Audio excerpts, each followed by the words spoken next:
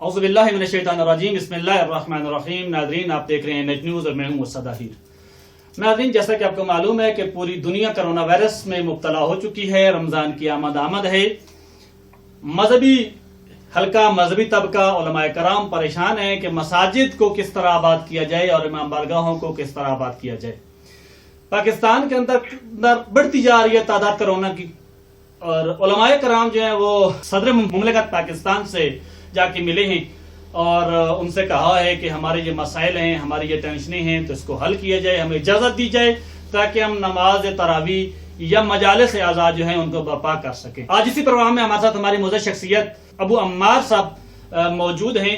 हम उनसे पूछना चाहेंगे कि सदर मुमलिकत के पास ये जो उलमाए कराम गए हैं तो इसका क्या फायदा होगा, जिसके क्या असरात मुरतब होंगे। जी सलाम अलैकुम रहमतुल्लाह। वालेकुम अस्सलाम वरहमतुल्लाह। आगजन क्या हाल है, खैरियत से हैं? अल्लाह का शुक्र है, अल्हम्दुलिल्लाह। आगजन, ये जो उलमाए कराम सदर मुमलिकत से जाके मिले हैं रमजान के हवाले से कि रमजान की आमद है और नमाज तरावी के हवाले से या मुख्तलिफ नमाज बाजमात के हवाले से, अफ्तारी के हवाले से, मजालिस अज़ा के हवाले से, तो इसके हवाले से आप क्या कहेंगे, इसके क्या असरात मुरतब होंगे? देखिए, सबसे पहले तो मैं ये मामला ऐसा है कि मैं इस पे सोचता हूँ कि हंसूं या क्या जवाब दूं इस मामले पे। कि बुनियादी बात ये है कि मैं यहाँ से शुरू करूं कि पाकिस्तान में एक ऐसा ही मामला है जैसे ऊंट की कोई कल सीधी नहीं है तो पाकिस्तान की भी कोई कल सीधी नहीं है। और वो ये कि देखिए, सदर ममलिकत जो है वो रियासत का सरबराह तो जरूर है, लेकिन इंतजामी उमूर में उसको कोई अहमियत हासिल नहीं है, कोई उसकी हैसियत नहीं है। क्योंकि पाकिस्तान में जो आइन कहता है 18वीं तरमीम के बाद खास तौर पे तमाम ये इंतजामी उमूर के जो मामलात हैं वो सूबे को दे दिए गए हैं और सूबा इसका खुद मुख्तार है। और अगर मरकजी हुकूमत अगर इस पे कोई बात करती तब भी एक हद तक तो कहा जा सकता था, सोचा जा सकता था कि वज़ीर आज़म चूंकि चीफ एग्जीक्यूटिव है तो उसने ये ऐसा इजलास बुलाया और वहां पे इस तरह की बात हुई और एसओपीज तय हुई है। लेकिन ये सदर ममलिकत का तो डोमेन ही नहीं है। उनको तो आईनी तौर पे ये हक हासिल ही नहीं है कि वो कुछ इस तरह की एसओपीज तैयार करें और वो उस पर अमल दरामद करवाए। अगर सूबा ना चाहे तो उनके इस एसओपीज को वो बिल्कुल हवा में उड़ा सकता है, उसकी कोई हैसियत नहीं है। क्योंकि ये इंतजामी मामला है, इंतजामी मामले में सदर या गवर्नर की कोई हैसियत नहीं है। ये वफाक के नुमाइंदे तो हैं लेकिन इंतजामी अमूर में इनकी कोई हैसियत नहीं है। तो मैं इस बात पे हैरान हूं कि हमारे लोग भी जो वहां गए सदर ममलिकत के बुलाने पे और दौड़े भागे चले गए, तो उनको थोड़ा सा तवक्कुफ करना चाहिए था और फौरी तौर पे बाहर जाने की कतई जरूरत नहीं थी इस मामले में। क्योंकि इतना तो सोचना चाहिए था हमारे लोगों को भी कि इस एसओपीज पे मुमकिन है कि ये 3 सूबे तो उनके हाथों में है, एक बलूचिस्तान कुशक तक और ये पंजाब और किटी के वहां शायद इनकी बनाई हुई एसओपीज पे कोई अमल दरामद हो जाए, लेकिन सिंध में तो इसके इम्कानात बिल्कुल नजर नहीं आते। क्योंकि सिंध का वफाक से वैसे ही मसला चल रहा है मुस्तकिल बुनियाद पे और सिंध की हुकूमत किसी सूरत इसको नहीं मानेगी उनकी एसओपीज को और वो कहेगी ये हमारी सूबाई खुद मुख्तारी में मुदाखलत है। और वैसे भी उनकी आपस में टसल है, तो वो सियासी रस्साकशी में वो कभी भी नहीं मानेंगे। लिहाजा हमारे कम से कम उलमा को तो, जो उलमा है उनको इतना तो जहादीदा होना चाहिए, इतना तो बाशऊर और समझदार होना चाहिए कि वो हर बुलावे पे, हाकिम के हर बुलावे पे ना चले जाएं दौड़े हुए। सोचते तो सही कि हम जाएंगे तो उसकी अफादियत क्या है, उसकी हैसियत क्या है। मतलब मैं अब आपको बताऊं कि अगर ये इन्होंने 3 सूबे में अमल दरामद करने के लिए उनकी सूबाई हुकूमतों ने मिन्नोन सदर की इस एसओपी को मान लिया और सिंध ने नहीं माना, तो फिर हमारे लोग कहाँ खड़े होंगे? ऐसे ही है। मसलन क्या सिंध की शीयत को مرکز کی شیعت جو ہے وہ علیحدہ کر سکے گی کہ وہ سندھ کی شیعت الگ ہے اور ہمارے ریسٹ آف جو پاکستان اس کی شیعت الگ ہے؟ یہ تو نہیں ممکن ہوگا. ایسا ہی ہے. اور دوسری اہم بات یہ کہ سندھ ایک بڑا صوبہ بھی ہے ساتھ میں ساتھ، اور اہم بات یہ کہ کراچی آبادی کے لحاظ سے، شیعہ آبادی کے لحاظ سے سب سے بڑا شہر ہے اور ایک قوت رکھتا ہے. اگر وہاں یہ مسائل پیدا ہو گئے اور یہ ایس او پیز کو ہوا میں اڑا دیا گیا اور بات نہیں ہوئی اور کچھ اور بات ہو گئی تو پھر کہاں کھڑے ہوں گے؟ تو میں سمجھتا ہوں کہ ہمارے لوگوں کو جانے سے پہلے اس پہ سوچنا چاہیے تھا. ایک بات یہ. دوسری بات یہ کہ دیکھیں ہمارا تو معاملہ بہت دور کا ہے ابھی. صحیح. ہمارے جو معاملات شروع ہوں گے وہ جو ہے تقریباً 18 رمضان سے شروع ہوں گے، 17 رمضان سے شروع ہوں گے. صحیح. وہ اعمال کے حوالے سے شب قدر کے، اور پھر امام علی کی عزاداری کے حوالے سے شروع ہوں گے، اور پھر اس کے بعد جو ہے وہ یوم قدس کے حوالے سے. تو کم سے کم ہمارے لوگوں کو جاتے ہوئے، ہمارے جن لوگوں نے بھی نمائندگی کی وہاں پہ، اور وہ نمائندگی صرف مرکز میں اسلام آباد میں نہیں تھی بلکہ ہر صوبے کے گورنر ہاؤس میں لوگ بیٹھے ہوئے تھے اور ڈائریکٹ لائن پہ آن لائن پہ یہ رابطے میں تھے، یعنی وہ سارے لوگ پورے پاکستان سے نمائندگی کر رہے تھے. جی جی. تو کم سے کم ان لوگوں کو یہ سوچنا چاہیے تھا کہ ہمیں اتنی جلدی کیا ہے جانے کی. آپ ان کو یہ جواب دیتے، جب دعوت نامہ آیا تھا تو ان کو یہ جواب دینا چاہیے تھا کہ آپ اپنی ان لوگوں کے ساتھ میٹنگ کریں اور تراویح وغیرہ کے معاملات کو آپ طے کر لیں. ہم انشاءاللہ طور پہ بعد میں آپ سے میٹنگ کریں گے اور اجلاس کریں گے اور پھر اس میں اپنے معاملات کو طے کریں گے. صحیح. ان کے ساتھ جا کر کے طے کرنے کی ضرورت نہیں تھی. اور اس میں فائدہ یہ ہوتا کہ دیکھیں آپ جب ان کے معاملات طے ہو جاتے، جو بھی ابھی رمضان شروع ہو جاتا اور جو کچھ اقدامات ہو رہے ہوتے تو آپ کے لیے وہ خود بخود مشورہ ہوتا کہ اقدامات کیا ہو رہے ہیں، اس سے عمل درآمد کتنا ہو رہا ہے، ہو بھی رہا ہے یا نہیں ہو رہا ہے، عمل درآمد ہونے میں نقصان ہے یا فائدہ ہے. صحیح ہے. تو وہ ایک خاصا پیریڈ تھا جو آپ کو مل جاتا، جو آپ اسٹڈی کرتے کیس کو. ابو ماسد بات کرتے. ابو ماسد، یہ ایک ویڈیو جو وائرل ہوئی ہے جس میں علامہ شہنشاہ نقوی صاحب جو ہیں وہ یہ فرما رہے تھے کہ ہم بیٹھے رہے، ہم انتظار کرتے رہے، ہمارا ذکر ہی کسی نے نہیں کیا. یعنی موجود تھے میٹنگ میں لیکن وہاں پر تشیع کے حوالے سے کوئی بات ہی نہیں ہوئی. اس پہ آپ کیا کہیں گے؟ میں اس پہ بھی حیران ہوں. وہ جو لوگ براہ راست حضوری طور پہ صدر مملکت کے ساتھ بیٹھے ہوئے تھے، ان کا تو یہ بیان ہے کہ وہ اس پہ بات بھی ہوئی ہے اور صدر مملکت نے یہ کہا ہے کہ یہ جو ایس او پیز ہیں اس میں یہ عزاداری کے بھی معاملات ہیں. صحیح ہے. یہ تو اور شہنشاہ نقوی صاحب جو ہیں وہ یہ فرما رہے ہیں. تو میں تو اس پہ حیران ہوں کہ یہ دو باتیں کیسے، جبکہ اس طرف جو نمائندگی کرنے والے لوگ تھے اس میں راجہ ناصر صاحب بھی تھے، امین شہیدی صاحب بھی تھے، عارف وحیدی صاحب بھی تھے اور بہت سارے لوگ تھے. صحیح ہے. ان کی طرف سے تو یہ بات ہے کہ ایسی کوئی بات نہیں ہے کہ مثلا انہوں نے جو ہے وہ شیعہ حوالے سے کوئی بات نہیں کی یا یہ کہ اس کو خطر میں نہیں لے کر آئے، بلکہ وہ ایس او پی جو ہے وہ امپلیمنٹیشن وہ سب پہ ہوگا، خواہ وہ مجالس ہوں گی یا تراویح ہوگی. صحیح. تو وہ اس بات پہ مطمئن تھے وہاں کے لوگ. اور یہ شہنشاہ صاحب کہہ رہے ہیں کہ ایک بڑی اکثریت کو اس میں جو ہے نظر انداز کیا گیا.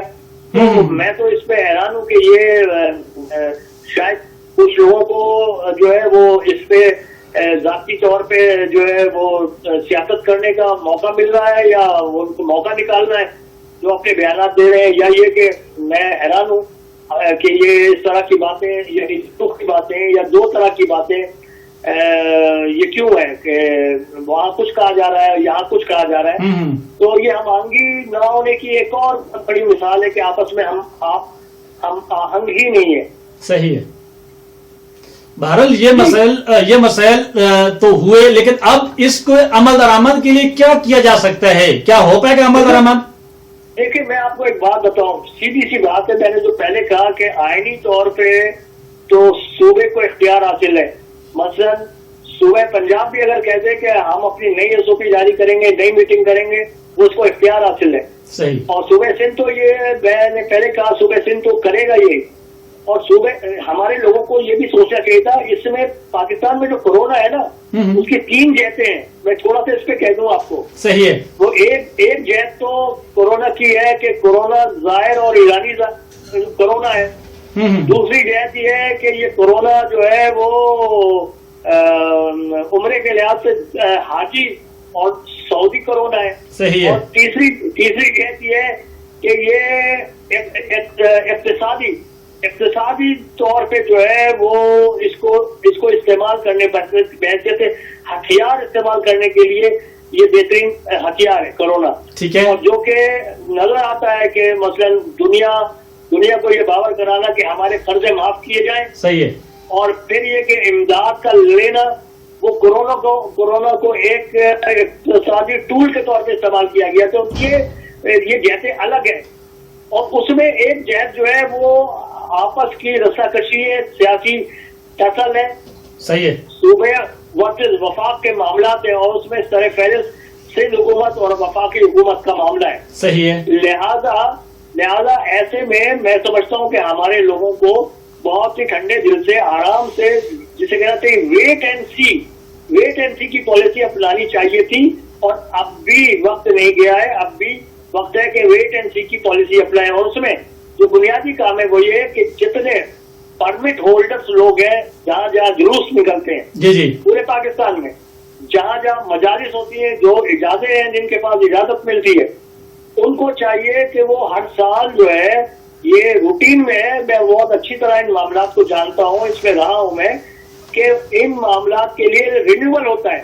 صحیح ہے. وہ اجازت تو ہوتی ہے لیکن اس کو ہر سال رینیول کے طور پہ جو ہے وہ درخواست جو ہے ڈی سی میں یا جو متعلقہ ادارے ہیں ان کو بھیجا جاتا ہے. صحیح ہے. تو ہمارے لوگوں کو چاہیے پہلے فیز میں ڈی سیز کو یا جو متعلقہ ادارہ ہے ان کو اپنی درخواستیں ارسال کریں, بھیجیں, جیسے کہ ہمیشہ ہوتا ہے. ہمیشہ کی یہ روٹین ہے. صحیح. جب وہاں جائے گی آپ کی درخواستیں تو آپ کو وہاں سے کوئی نہ کوئی جواب ملے گا.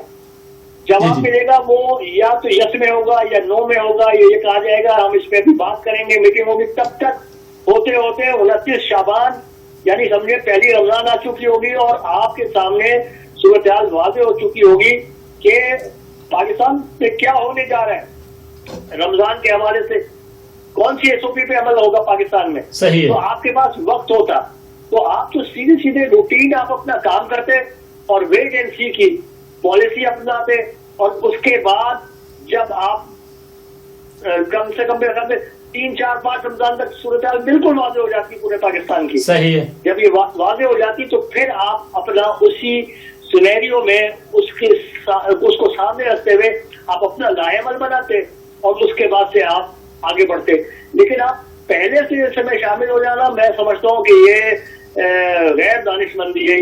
یہ دانشمندانہ فیصلہ یا دانشمندانہ اقدام نہیں کہلائے گا میری نظر میں. اب عمار صاحب اصل میں ایک مسئلہ یہ بھی آ رہا ہے کہ پاکستان کے اندر شیعہ مساجد کے اندر نماز با جماعت کا مسئلہ بھی تھا.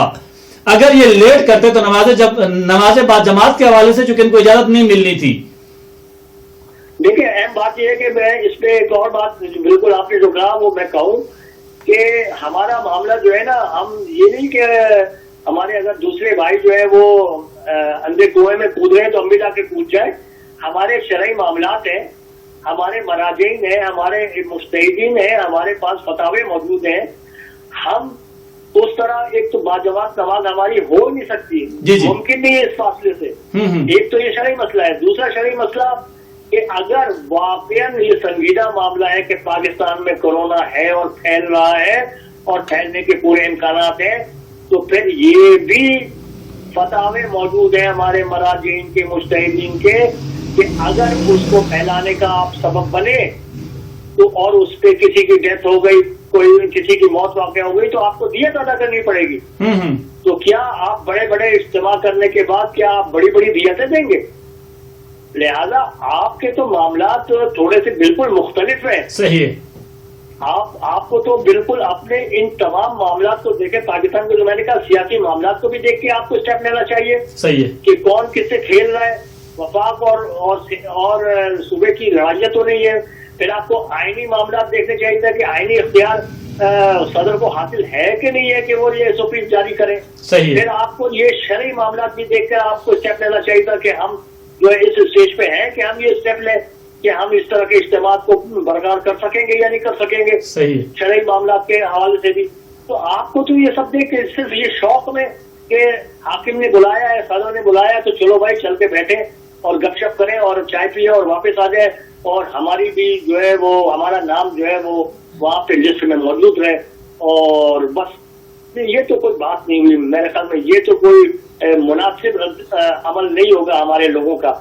और ठीक है, मैं इसका इनकारी नहीं हूँ जी जी, मैं कि लोगों यानी हुक्मरानों से मुलाकातें नहीं होनी चाहिए, राब्ते नहीं होने चाहिए, होने चाहिए जी जी, लेकिन उसका एक वक्त होना चाहिए, उसके हालात उसके तनाजुर में होने चाहिए। सही। बाज़ औक़ात इनकार भी आपका जो है वो आपको बेहतर जगह फराहम करता है और आपको इज्जत और एहतराम देता है और आपके मौक़िफ़ को दुरुस्त साबित करता है या आपके मौक़िफ़ में जान डालता है। सही। इनकार भी तो मैं समझता हूँ कि जरूरी नहीं था ये, एक तो इनके वक्त से पहले था, हमारे लिए तो हमारी जरूरत ही नहीं थी अभी कि हम जाकर के अभी ये बात तय करें। हमारे पास तो अभी बड़ा वक्त पड़ा है, हम तो पहले देखते वेट एंड सी, फिर उसके बाद से हमारे लिए रास्ता खुला हुआ था कि हमें क्या करना है।